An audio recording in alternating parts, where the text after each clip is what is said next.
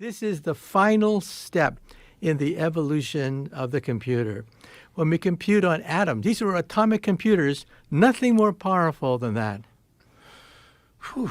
So when you think about how much it would change life as we know it, that's when things get difficult to understand, right? Because if we think about just trying to imagine what it would be like living in New York City in 1820, and then imagining what it's like today, 200 years later, they would have never been able to guess. What kind of things is this going to change? Everything. For example, think of biology and medicine. To test a drug, what do? We get thousands, hundreds of different kinds of petri dishes, put the drug in, put the tissue in, and just cross your fingers and hope and pray that of these thousands of dishes, one of them will create a super wonder drug.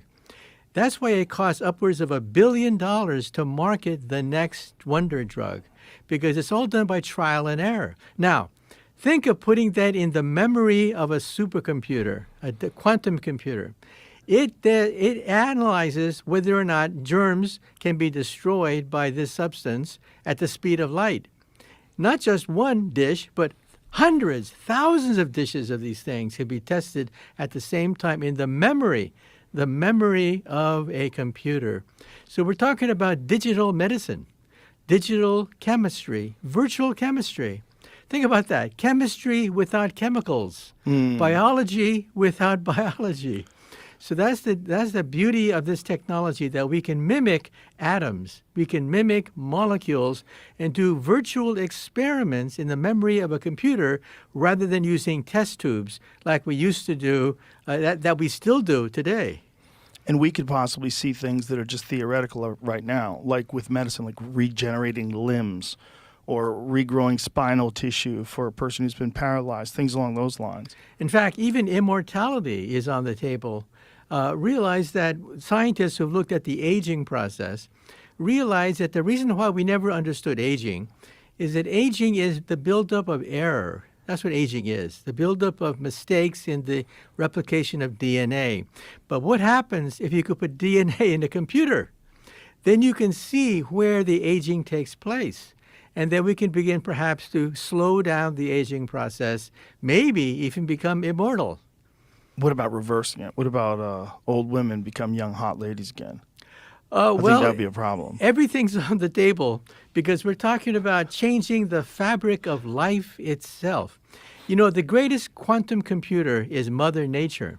Think about it. How does Mother Nature do photosynthesis? Yeah. How does Mother Nature create trees and flowers out of nothing? Right. It's all chemicals and molecules. That's what quantum computers can do.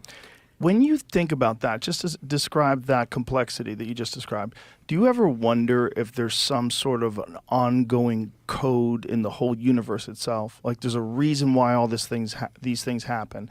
There's a reason why the mycelium and the trees have this relationship with the fungus and the earth and the soil, and the animals have this perfect symbiosis. Well, that was the subject of my previous book, The God Equation, where we try to find one theory that allows us to calculate everything, starting with the Big Bang, then the creation of galaxies and stars, planets, finally the creation of life, photosynthesis, and here we are talking about this on a podcast. So yeah, we're talking about one equation, which I call the God Equation, which I write about in my book, The God Equation, but there's a problem. The problem is that the theory is so complicated that no human has been able to solve the consequences of this equation. That's where quantum computers can come in. Quantum computers can solve the equation and then test it to see whether or not it really is a theory of everything or just the imagination of some physicist. So that was my previous book, The God Equation. So that's why I decided to write this book, Quantum Supremacy, because it may eventually take a quantum computer to calculate with what is called string theory. And I'm one of the founders of string theory. And we think that is Einstein's theory that eluded him for the last 30 years of his life. This quantum computing creating the answer to this God molecule or this God equation, if this does happen, what would that mean to you, to a person who's studied this and been a scientist your whole life, and the way you look at the world? How much would that change if there was some sort of a provable equation as to why things become ever more complex and universes exist and people exist? And Well, that's my childhood dream. As I mentioned, when I was 8 years old, everything changed in my life. A great scientist had just died, and all the newspapers said that he could not finish his final and greatest theory. And they put a picture of his desk on the news. The desk was open and unfinished. So I was fascinated by that story. That story changed my life because I said to myself, why couldn't he finish that theory?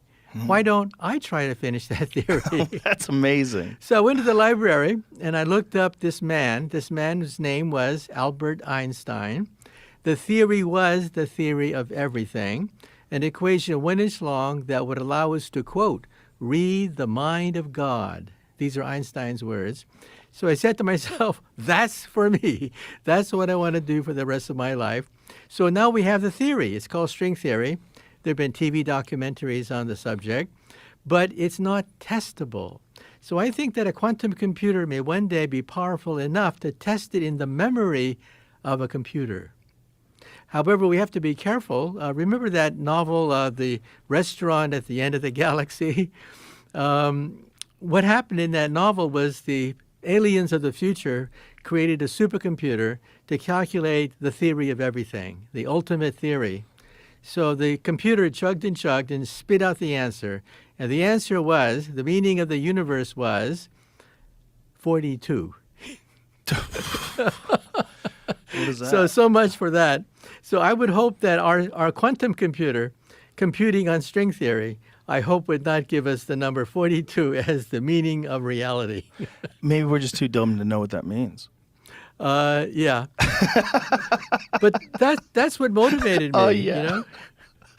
Well, that's a beautiful motivation. You just thinking about you being an 8-year-old looking at the photograph of Einstein's desk, that's amazing. Yeah. I love stories like that. I love origin stories.